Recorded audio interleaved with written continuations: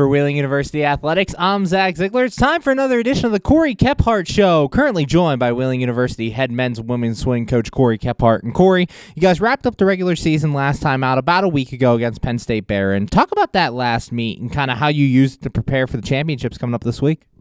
Well, we got done what we want to accomplish. Needed to get a couple more times on some people. Got some people back into their normal events, and just got up and raced hard. Very good competition. The girls' meet came down to 5-point difference, so had a lot of close races. Guys had a lot of good races also. So really just put a good end to the regular season and prepared us to get ready here for conference this week.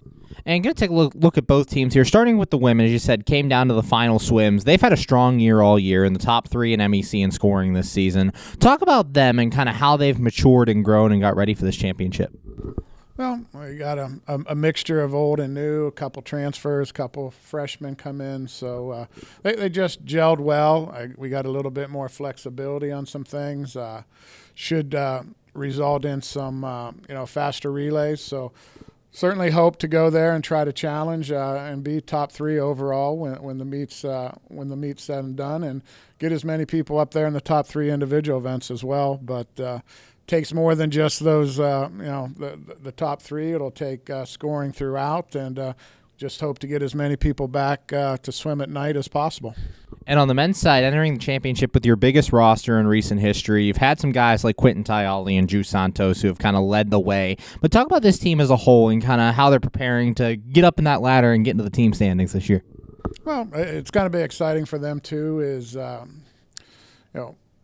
having relays for the first time since last year. No relays, 2 individuals there, so there wasn't much to look at there. But we will put something up in every relay this year. So just that alone is going to be a 250, 300 point type of a swing. So hopefully we might be able to pick off a couple teams here and get out of that cellar, get out of the cellar there in the team standings by the end of the week.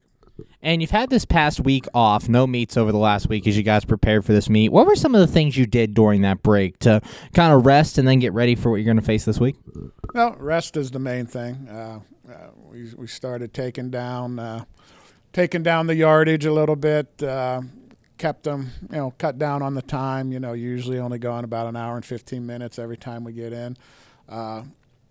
We had one day where we, brought them in, kept the lights out, got them a little bit, to focus on some things, threw surfs up on the TV while they practiced and whatever else. So just sort of take the pressure off a little bit and just stress to them that this time of year,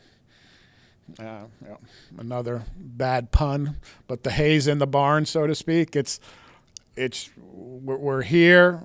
The more we stay positive and focus and dwell on positivity, the better things are going to go. Taper time is a lot of mental anguish and everything else, but keeping positive throughout things will keep us, working hard throughout the 4 days. Fatigue comes into play, all sorts of stuff. So just go out, take each race as it comes, and keep that attitude positive. Currently joined by Wheeling University head men's and women's swimming coach Cory Kephart. And Cory, as you mentioned, 4-day event coming up, your longest event of the year. You have the prelims in the morning and then the final swims at night. Talk about the kind of structure of this meet and how your athletes are going to handle these 4 days of competition.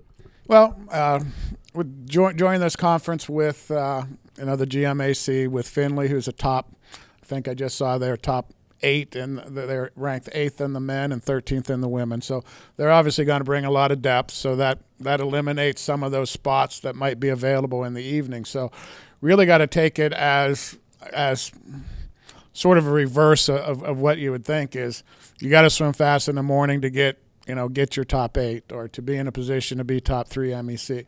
So the morning swims are the important swims, and that's what we sort of been designing the program to be, is that we came in all this last week at 7 to 9 a.m. as much as possible to sort of simulate that 10 a.m. type of swimming. So we get that, and, sort of if you take care of business in the morning, you're in a good place for the night, and then whatever happens at night is sort of, extra. It's like getting your cake and eating it too. So we just sort of take a look at that stuff and, try to come back at night and get the pressures off and everything else, and you just go swim fast in the evening.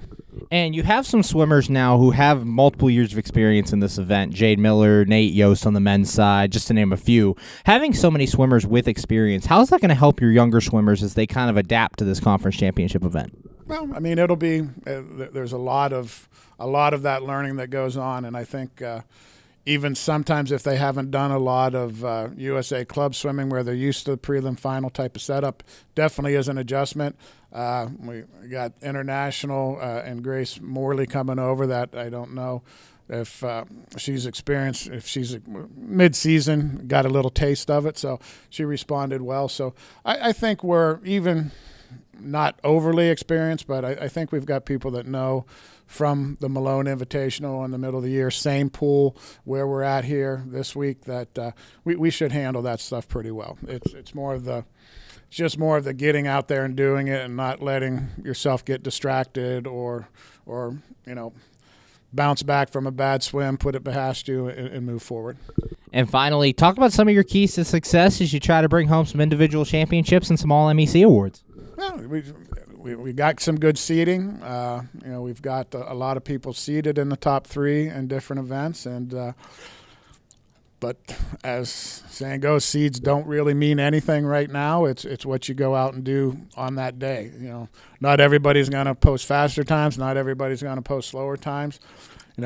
Sometimes just staying steady and keep doing what you've been doing all season. We'll put you in a position to get those awards. So we're just going to mainly look at building as much points as we can, trying to be as high as we possibly can in those team standings. And then if we do that and we amass points, we should be taking care of getting people in, top 3 spots in the MEC or, getting people back in the final heat there at night. So we'll just keep amassing points for the team, working together as a team, and good things will happen individually as well. Thanks, Cory. Good luck in the championship event. Can't wait to see you out there. All right. Take care. For Wheeling University Athletics, I'm Zach Ziegler.